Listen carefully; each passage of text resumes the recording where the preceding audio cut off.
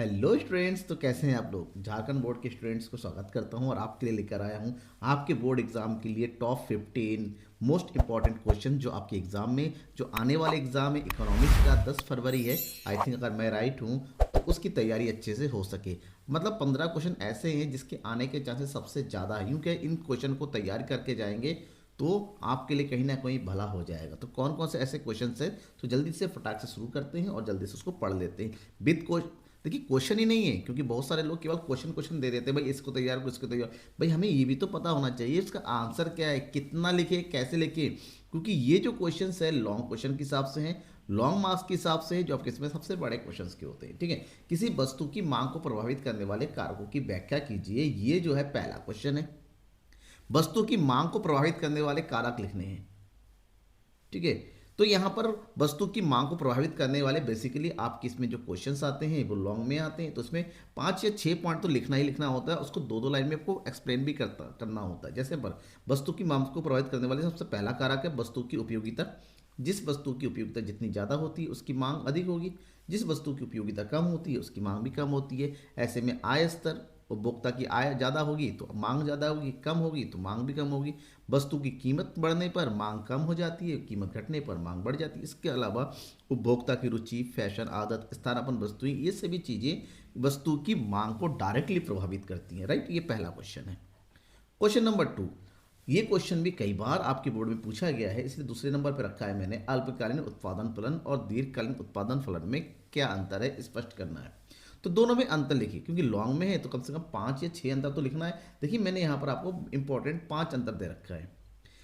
यह उत्पादन फलन की एक अल्पकालीन धारणा है जो कि 1 वर्ष से कम समय के लिए लागू होती है, और ये उत्पादन फलन की दीर्घकालीन अवधारणा है जो 1 वर्ष से अधिक का होता है। ठीक, अल्पकाल में उत्पादन के कुछ साधन स्थिर होते हैं और कुछ परिवर्तनशील होते हैं, जबकि दीर्घकाल में कोई भी साधन स्थिर नहीं होता, सारे के सारे परिवर्तनशील होते हैं। राइट, पॉइंट नंबर 3, अल्पकाल में कुछ साधनों में ही परिवर्तन किया जा सकता है, जबकि दीर्घकाल में उत्पादन के सभी साधनों में एक निश्चित अनुपात में परिवर्तन किया जाता है। आंसर सटीक होना जरूरी है। ये नहीं बात है कि आप कितना ज़्यादा लिखते हैं, इकोनॉमिक्स में सबसे ज़्यादा जरूरी है आप कितना सही लिखते हैं। ठीक है, तो सही लिखने की कोशिश करेंगे, इसलिए आपको सही आंसर देने की मैं कोशिश करता हूँ। क्वेश्चन नंबर 4, इसके अंतर्गत परिवर्तनशील साधनों की मात्रा में होने वाले परिवर्तन से कुल उत्पादन पर पड़ने वाले प्रभावों का अध्ययन किया जाता है, जबकि दीर्घकालीन उत्पादन फलन में उत्पादन के साधनों में उत्पादन की मात्रा में होने वाले आनुपातिक संबंधों का अध्ययन किया जाता है कि कितने साधनों का प्रयोग किया उसके बदले में कितना उत्पादन हुआ। अल्पकालीन उत्पादन फलन को एक साधन प्रतिफल का नियम भी कहा जाता है, जबकि दीर्घकाल में उत्पादन का पैमाना बदल जाता है, इसलिए इसको पैमाने के प्रतिफल का नियम कहा जाता है। क्वेश्चन नंबर 2 है। अगर किसी क्वेश्चन के आंसर में आपको डाउट लगता है तो क्या करना है, कमेंट बॉक्स में डाउट को लिख के बताना, उसको सॉल्व करने की मैं पूरी कोशिश करूँ। नेक्स्ट, बाजार की शक्तियों का वर्णन कीजिए। ये क्वेश्चन कुछ अलग तरह से, बाजार की प्रमुख शक्तियां 2 होती हैं। कौन कौन सा, एक है वस्तु की मांग और वस्तु की पूर्ति, जिसके अनुसार संपूर्ण बाजार का क्रियान्वयन होता है, वस्तु की कीमत का निर्धारण होता है। तो बाजार की शक्ति एक फर्म की उस कीमत को प्रभावित करने वाली क्षमता को दर्शाता है जिस पर वो आर्थिक लाभ बढ़ाने के लिए उत्पाद या सेवा की आपूर्ति या मांग में हेरफेर करके उत्पाद या सेवा बेचती है। मतलब वो चीजें जिसके अंतर्गत वो वस्तु और सेवाओं को बेच सकता है। दूसरे शब्दों में कह सकते हैं बाजार की शक्ति तब होती है जब फर्म पूरी तरह से लोचदार मांग वक्त का सामना नहीं करती है, राजस्व खोए बिना सीमांत लागत से ऊपर अपनी कीमत निर्धारित कर सकता है, वो उसको बाजार की शक्ति कहते हैं। बाजार की शक्ति ये परिणाम कीमत और सीमांत लागत के बीच में अंतर के साथ एक फर्म के अधिकतम उत्पादन के स्तर से जुड़ा होता है। बाजार शक्ति के प्रमुख स्रोत भी बताने होंगे, क्योंकि वर्णन करने के लिए कहा गया स्रोत बताइए। जैसे प्रवेश के लिए उच्च बाधाएं, पैमाने का बढ़ता प्रतिफल, उच्च स्टार्टअप लागत, उपभोक्ता की ब्रांड निष्ठा, प्रतिष्ठा, उपभोक्ताओं के द्वारा रखा गया मूल्य और सरकार की नीतियां, ये बाजार की प्रमुख शक्तियां हैं जिसके आधार पर बाजार की कीमतें, मांग और पूर्ति प्रभावित होती है। Right, question number 4, question number 4, राष्ट्रीय आय की गणना की उत्पाद विधि का वर्णन कीजिए। देखिए राष्ट्रीय आय की गणना की प्रमुखता 3 विधि हैं, आय विधि, उत्पाद विधि और व्यय विधि। कोई भी एक विधि आपके आ सकता है, फिलहाल उत्पाद विधि ज़्यादा पूछा गया इसलिए मैं आपको उत्पाद विधि के बारे में बता रहा हूँ। राष्ट्रीय आय की गणना की उत्पाद विधि, उत्पाद विधि के अंतर्गत देश की घरेलू सीमा में देश के निवासियों द्वारा उत्पादित अंतिम वस्तु एवं सेवाओं के बाजार मूल्य का योग किया जाता है। इसमें मूल्यह्रास तथा शुद्ध अप्रत्यक्ष कर को घटाकर विदेशों से प्राप्त शुद्ध साधन आय को जोड़ा जाता है। इसके लिए हमें कुछ प्रमुख चरणों का पालन करना पड़ता है, जहां चरण नंबर 1 उत्पादन की गणना, उत्पादन मूल्य की गणना की जाती है। और इसके लिए क्या किया जाता है, जितना भी माल आपने बिक्री किया उसमें जितना भी बचा हुआ स्टॉक में परिवर्तन को जोड़ दिया जाता है, ये उत्पादन की मूल्य। उत्पादन मूल्य की गणना के तुरंत बाद चरण नंबर 2 में आते हैं, मूल्य वृद्धि की गणना की जाती है। और मूल्य वृद्धि की गणना करने के लिए जो भी उत्पादन का मूल्य है उसमें मध्यवर्ती वस्तु या मध्यवर्ती उपभोग मूल्य घटा दिया जाता है, तो मूल्य वृद्धि हो जाता है। मूल्य वृद्धि के बाद हमें निकालना पड़ता है सकल मूल्य वृद्धि, चरण नंबर 3। और सकल मूल्य वृद्धि निकालने के लिए जो भी आपका मूल्य वृद्धि हुआ अलग अलग क्षेत्रों में, सभी प्रकार के क्षेत्रों की मूल्य वृद्धि को, जैसे प्राथमिक क्षेत्र की मूल्य वृद्धि, द्वितीय क्षेत्र की मूल्य वृद्धि और तृतीय क्षेत्र की, सबको जोड़ देंगे तो सकल मूल्य वृद्धि आ जाएगा। जैसे ही सकल मूल्य वृद्धि आ जाता है, लास्ट स्टेप में निकालते हैं राष्ट्रीय आय, यानी कि सकल मूल्य वृद्धि जिसको हम जीडीपी भी बोलते हैं, उससे मूल्य राशि को घटा देंगे, शुद्ध अप्रत्यक्ष कर को घटा देंगे और विदेशों से प्राप्त संसाधन को जोड़ देंगे, राष्ट्रीय आय की प्राप्ति होगी। समझ में आ गया। अब ये आप लिखेंगे तो आपके बुक का ये लगभग 1.5 पेज फिल कर देगा, काफी है आपके इतना। क्वेश्चन नंबर 5, सीमांत उत्पाद और औसत उत्पाद में संबंध की व्याख्या कीजिए। सबसे पहला तो काम होता है सीमांत उत्पाद और औसत उत्पाद को बता दो क्या है। सीमांत उत्पाद मतलब एक किसी परिवर्तनीय साधन की एक अतिरिक्त इकाई या कम इकाई का प्रयोग करने से कुल उत्पाद में जो अंतर आता है उसे सीमांत लागत कहते हैं, सॉरी सीमांत उत्पाद कहते हैं। यहाँ पर थोड़ा सा मिसप्रिंट हुआ है, यहाँ पर लागत लिख गया है, सॉरी, यहाँ पर हो जाएगा उत्पाद। औसत उत्पाद परिवर्तनशील साधन की प्रति इकाई उत्पाद को औसत उत्पाद कहते हैं। मतलब कुल उत्पाद को अगर परिवर्तनशील साधनों से भाग कर देंगे तो जो राशि की प्राप्ति होगी ना, उसे औसत उत्पाद के नाम से जाना जाता है। हाँ, हमसे पूछा गया संबंध, तो संबंध बताइए। सबसे पहला, औसत उत्पाद और सीमांत उत्पाद दोनों की गणना जो है कुल उत्पाद से की जाती है, जहां पर औसत उत्पाद का फार्मूला होता है कुल उत्पाद बट्टे परिवर्तनशील साधन की इकाइयां, जबकि सीमांत उत्पाद का मतलब होता है कुल उत्पाद में होने वाला परिवर्तन बट्टे परिवर्तनीय साधनों की मात्रा। ये फार्मूला यूज किया जाता है। दोनों की गणना किससे होती है, कुल उत्पाद से ही गणना होती है। ठीक है, जैसे कि यहां पर देखिए नंबर 2, कुल उत्पाद के बढ़ने से सीमांत उत्पाद और औसत उत्पाद दोनों घटते हैं। एमपी और एपी तुलना में अधिक तेजी से घटती है, और जब औसत उत्पाद घटती है तो लेकिन सीमांत उत्पाद की तरह ऋणात्मक नहीं होती। जैसे मतलब ये होता है, ये औसत उत्पाद होता है, फिर घटना शुरू होता है ये इस तरह, लेकिन सीमांत उत्पाद एक बार घटता है, नीचे आ जाता है, फिर ये माइनस की तरह चला जाता है। ये हो गया औसत उत्पाद और ये हो गया आपका सीमांत उत्पाद। समझ में आ गया।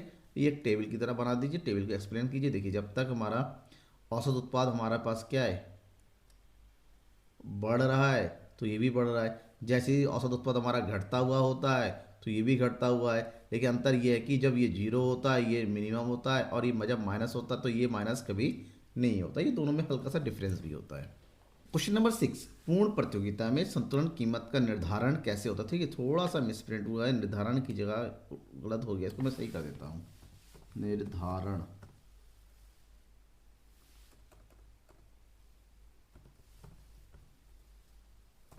निर्धारण कैसे होता है व्याख्या कीजिए। तो ये क्वेश्चन इंपॉर्टेंट है, एग्जाम में आपके 100% लिखिए, जरूर आ सकता है। तो पूर्ण प्रतियोगिता में संतुलन कीमत के निर्धारण के बारे में सही से व्याख्या जो है प्रोफेसर मार्शल ने किया था।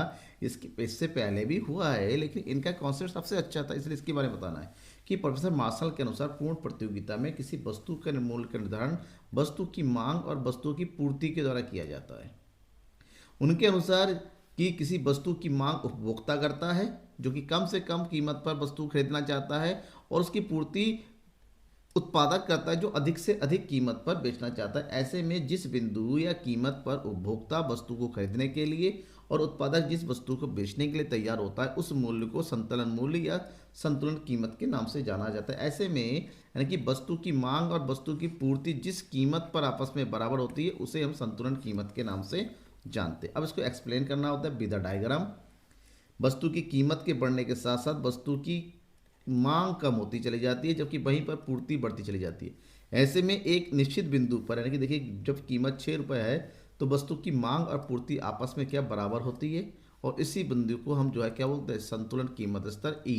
यानी कि यहाँ पर जो पी है कितना, ₹6, उस ₹6 पर वस्तु की मांग भी 60 है, पूर्ति भी 60 है, तो इसलिए इसको ₹6 को संतुलन कीमत के नाम से जानता है। इसको एक्सप्लेन करके आपको बताना है, तब जाके पूरे नंबर मिलेंगे।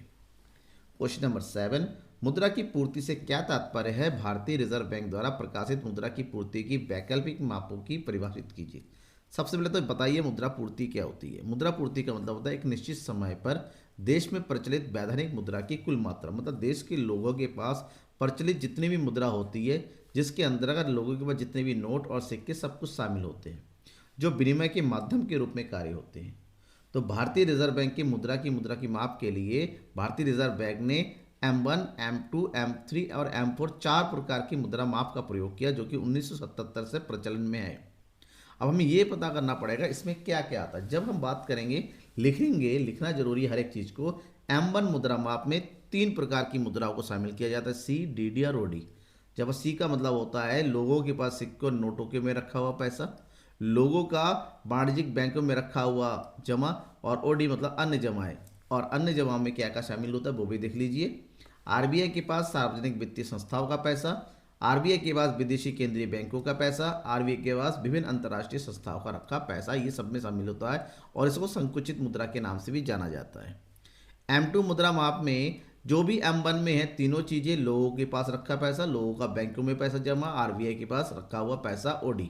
इन तीनों के अलावा इसमें SD उनकी सेविंग डिपॉजिट, लोगों का डाकघर की बचत जमा में खाते में जो पैसा जमा होता है उसमें को इंक्लूड करके M2 बनता है, जो कि M1 से थोड़ा बड़ा है। M3 में M1 के तीनों आता है कि C plus DD plus OD। इसके अलावा इसमें एक चीज़ होता है FD, फिक्स डिपॉजिट या टाइम डिपॉजिट के नाम से भी इसको जाना जाता है। ये वो पैसा होता है जब लोग व्यापारिक बैंक में एक निश्चित समय के लिए पैसे को जमा करके रखते हैं, फिक्स करके रखते हैं। और सबसे लास्ट में आता है M4, जिसमें M3 के सब कुछ आता है ना, कि इसमें लोगों के पास जो पैसा रखा था, लोगों का वाणिज्यिक बैंकों में रखा हुआ पैसा होता है, RBI के पास रखा हुआ पैसा, प्लस फिक्स डिपॉजिट के अलावा डाकघरों में जो भी पैसा होता है सभी प्रकार की पैसों को उसमें जोड़ के रखा जाता है। और यहाँ पर M4 जो कि सबसे बड़ा और बृहद मुद्रा माप के नाम से जाना जाता है।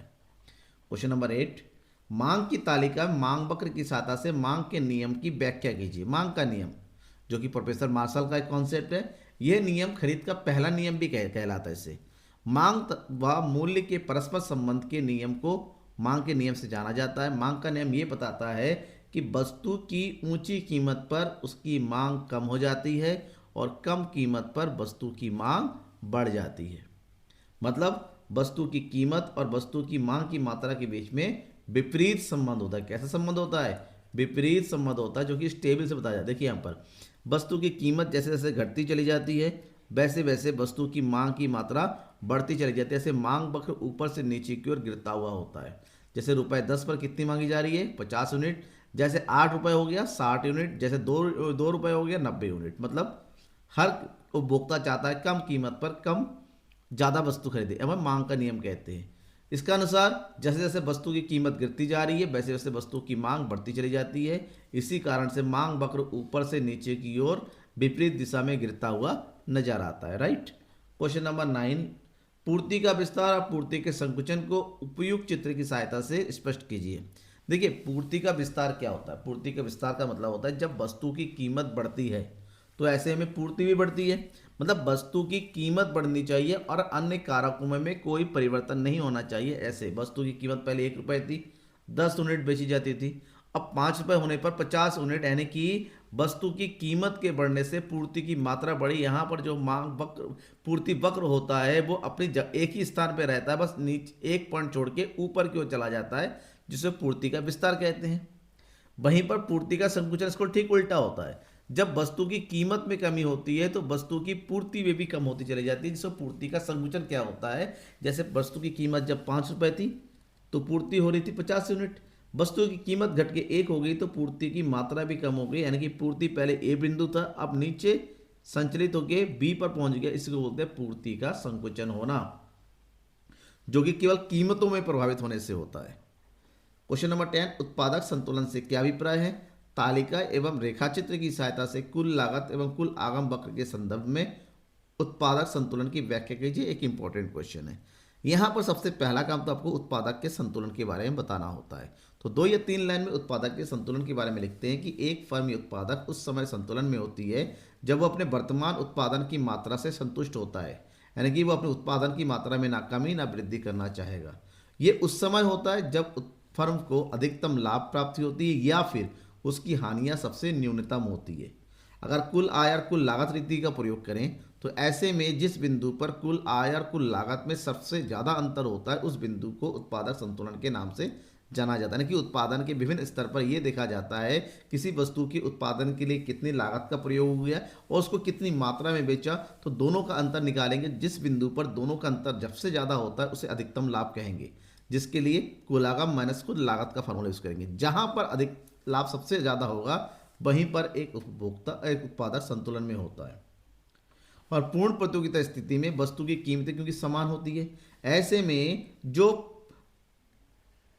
कुल आगम वक्र होता है बिल्कुल सीधी रेखा होती है, देखिए यहाँ पर टी आर, जबकि लागत कम होती है पहले फिर बढ़ती चली जाती है। ऐसे में देखिए के और एन बिंदु पर सबसे अधिक अंतर नजर आ रहा है, तो सबसे अधिक अंतर ये जो अंतर होता है के और एन, इसी बिंदु पर उसको अधिकतम लाभ की प्राप्ति हो रही है, क्योंकि यहाँ पर कुल आगम और कुल लागत के बीच में सबसे ज़्यादा अंतर होता है और यहीं पर एक उपभोक्ता संतुलन होता है और इसी बिंदु पर वो उत्पादन जारी करना चाहता है। ठीक है। क्वेश्चन नंबर 11, न्यून मांग के क्या कारण है? न्यून मांग का उत्पादन, रोजगार और कीमतों पर क्या प्रभाव पड़ता है? न्यून मांग क्या होता है? न्यून मांग अर्थव्यवस्था की ऐसी स्थिति होती है जहां पर सामूहिक मांग सामूहिक पूर्ति से कम होती है।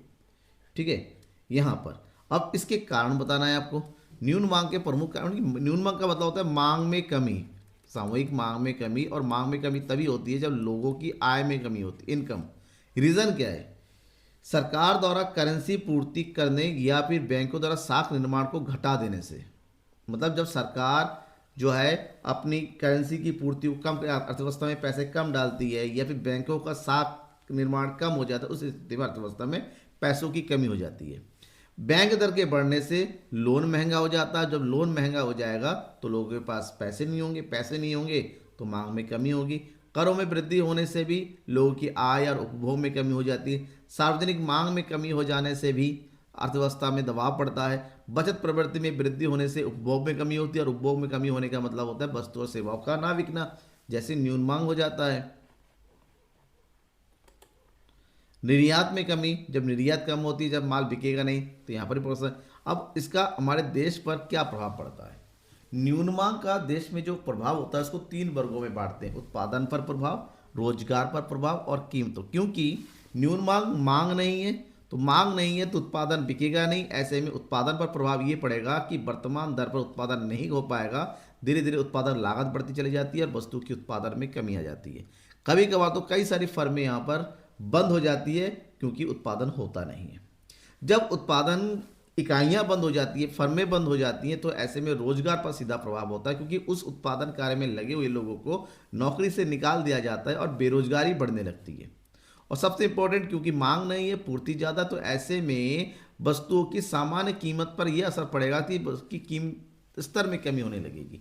एक तरीके से कुछ लोगों के लिए सही लगेगा, लेकिन अर्थव्यवस्था के लिए वस्तु की कीमत का बहुत ज़्यादा कम होना, यानी कि लागत से भी कीमत का कम होना नुकसानदायक होता है। ऐसे में उत्पादक उत्पादन करना बंद कर देते हैं और अर्थव्यवस्था दयनीय स्थिति में आ जाती है।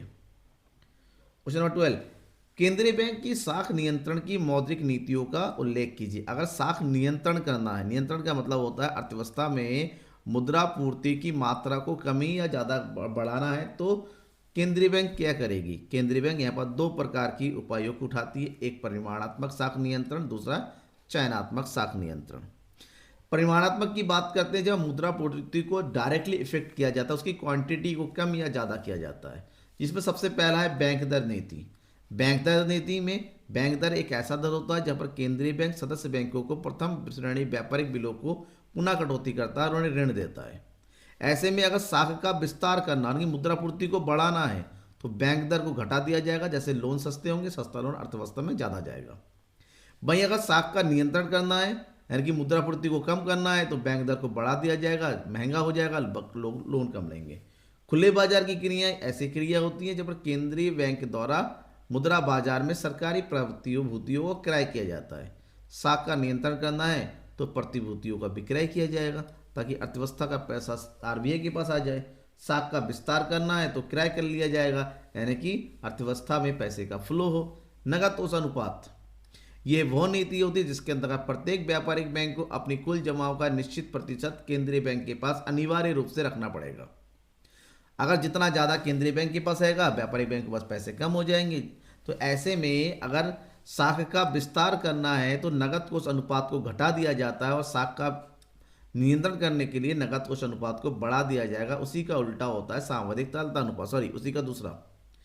सांविधिक तरलता अनुपात में प्रत्येक व्यापारिक बैंक को अपने कुल जमाओं का एक निश्चित प्रतिशत जो है अपने खुद के पास रखना पड़ता है तरल रूप में, और ये किसी भी तरीका हो सकता है। और साख के विस्तार के लिए यहाँ पर भी तरलता अनुपात को घटा दिया जाता है और साख के नियंत्रण करने के लिए सांविधिक तरलता अनुपात यानी कि एसएलआर को बढ़ा दिया जाता है। इसके अलावा कुछ चयनात्मक, जिसको गुणात्मक रीति भी बोलते हैं, सीमांत आवश्यकताओं या मार्जिन में परिवर्तन, साख की राशनिंग की जाती है। साख की राशनिंग के अंतर्गत बैंकों की ऋण देने की क्षमता में कमी कर दिया जाता है, बैंकों का साख का कोटा निश्चित कर दिया जा सकता है, बैंकों को उधार देने से इनकार किया जा सकता है, केंद्रीय बैंक व्यापारियों को दी जाने वाली साख की सीमा निर्धारित की जा सकती है। 4 प्रकार से साख की राशनिंग की जाती है और किसी भी स्थिति में अगर व्यापारिक बैंक वालों ने उचित कदम नहीं उठाया अर्थव्यवस्था के साख के नियंत्रण के लिए, तब केंद्रीय बैंक जो है प्रत्यक्ष कार्रवाई करती है उनकी, जिसमें आर्थिक दंड लगाया जाता है, लाइसेंस का निरस्तीकरण किया जा सकता है। ये सब आपको लिखना है लॉन्ग में, ठीक है, अगर आप पूछा जाता है तो। क्वेश्चन नंबर 13, पैमाने के प्रतिफल से आप क्या समझते हैं, एक उदाहरण के द्वारा स्पष्ट कीजिए कि पैमाने के स्थिर प्रतिफल और पैमाने के वर्धमान यानी कि बढ़ते प्रतिफल के में क्या। पैमाने के प्रतिफल का मतलब सबसे पहले लिखिए। पैमाने का प्रतिफल उत्पादन फलन का एक दीर्घकालीन प्रवृत्ति है, दीर्घकालीन नियम है, जहां पर उत्पादन का कोई भी साधन स्थिर नहीं रहता, यानी कि सभी साधनों को निश्चित अनुपात में परिवर्तित किया जाता है, जिसके कारण उत्पादन का पैमाना बढ़ जाता है। और ये जब पैमाना बढ़ता है इसके भी 3 खंड होते हैं, पैमाने के बढ़ते, पैमाने के स्थिर और पैमाने के घटते। यहाँ पर आपको 2 चीज़ों के बारे में पूछा गया है, पैमाने के बढ़ते प्रतिफल और स्थिर। तो पहले हम बात करते हैं पैमाने के बढ़ते प्रतिफल की। इसका मतलब होता है कि उत्पादन के सभी साधनों को जिस अनुपात में बढ़ाया जाता है उसकी तुलना में उत्पादन में उससे अधिक मात्रा में वृद्धि होती है। मतलब साफ है कि साधनों में वृद्धि यहाँ पर दिखाएंगे, यहाँ पर उत्पादन की मात्रा में, तो यहाँ पर साधनों में जितनी वृद्धि होती है, जैसे देखिए यहाँ पर, उसकी तुलना में उत्पादन की मात्रा में ज़्यादा वृद्धि होती है। राइट, देखिए यहाँ पर ये हो गया साधन बी, साधन ए, दोनों में वृद्धि किया, ऐसे में उत्पादन हमारा क्या हो गया, बढ़ता चला गया।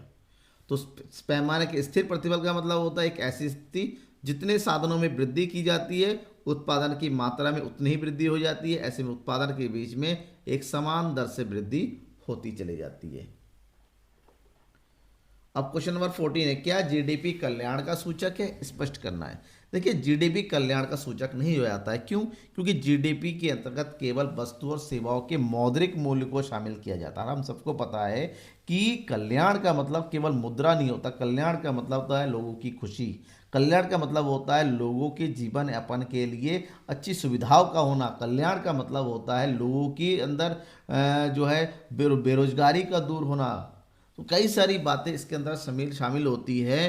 तो कल्याण का मतलब होता है लोगों की आसपास के लोग सही होने चाहिए, रास्ता साफ सुथरा होना चाहिए। जीडीपी में इन सब चीज़ों को शामिल नहीं किया जाता, इसलिए जीडीपी को कल्याण का सूचक नहीं माना सकता। अब लेकिन यहाँ तक तो नहीं, आपको पॉइंट टू पॉइंट लिखना है।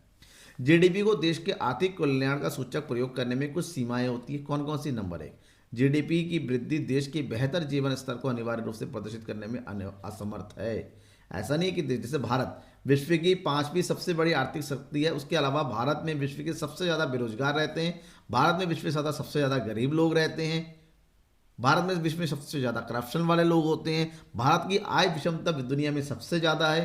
इसका मतलब होता है जीडीपी के बढ़ने से ही लोगों का जीवन स्तर सुधरेगा, ऐसा बिल्कुल नहीं है।